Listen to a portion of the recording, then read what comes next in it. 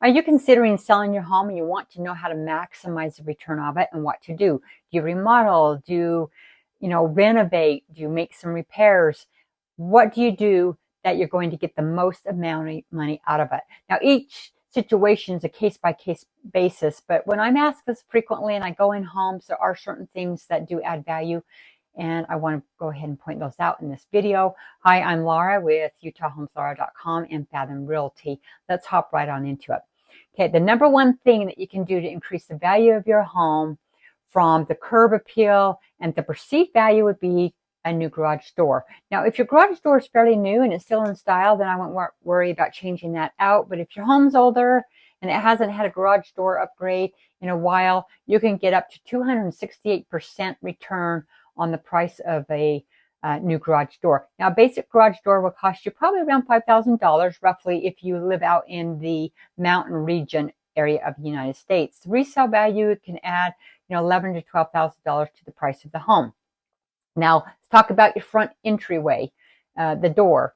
A lot of people need to paint their trim around the door, make it nice, sharp, and crisp, and also paint the door. Right now, black is a big color that's in. People like black doors. They like really nice hardware on the door and a nice kick plate. A new door replacement, you can get about a 216% return if it's a new door. Now, wood's going to bring in a little bit more than fiberglass, but they all kind of vary. They're all right up in there, where you're going to get your return on those. Now, let's hop on into window replacement. Laura, do I need to replace my windows? That's a big expense. Well, I will tell you, if you go with these bigger companies, and I'm not going to mention any names, there's one that goes around a lot in our neighborhood wanting to upgrade windows, and they're very, very expensive, and you're just not going to get the return out of that. With the window replacement, you can expect to get about a 75% return if you pay a good price. Now, $40,000 to replace 9 windows is not a good deal. So there are companies out there, if you're on a budget, that you can just order the windows from, and you could hire somebody to install them. So for 9 windows, you could have those installed for about $3,000. And buying those windows would be a lot less money if you don't go through a large company.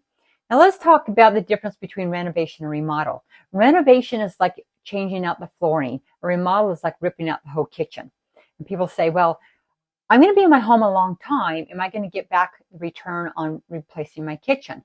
Like say I want pantry cabinets, so I can have more storage space, more room in my kitchen than just my regular cabinets. Well, it depends on you, the money that you have, and how long you plan on staying in the home. If you plan on being there a while, I say, yeah, go for it. But if you're planning on just selling your home in 3 years, you will not recoup the cost. You'll only get about 50% of the expense that you put into that. Now let's talk about if you want to sell your home quickly and you want to have that perceived value. Change out the hardware in the kitchen if it's older, especially if it's brass. New paint. Put new paint on the cabinets if they are painted cabinets or if it's an older wood. You could change out the face of the cabinets to, give it a more modern, updated look. If your cabinets are wood and they're older and the whole house needs to be remodeled, updated, remodeled, then I would not be spending money changing out the faces or painting the cabinets. I would just put some nice lemon oil on it and polish it up really good. So light fixtures is another easy fix to increase perceived value. And, like I mentioned, the hardware in the kitchen and in the bathrooms. Now, flooring. You want the flooring to flow. If you plan on remodeling and you're putting in new flooring, or maybe you're just going to renovate and put in new flooring, you want it to flow throughout the house. So don't put carpet in the big walk-in areas, in the family rooms. Just put like an LVP down. And even the high-end homes are going LVP. They're getting away from wood. So that's what I would do. Meanwhile, I'm going to wrap up part 1. Part 2, I'm going to start part 2, and we're going to dive deeper into this. So I'm signing off right now, and I'll see you on the next video. Make sure you subscribe.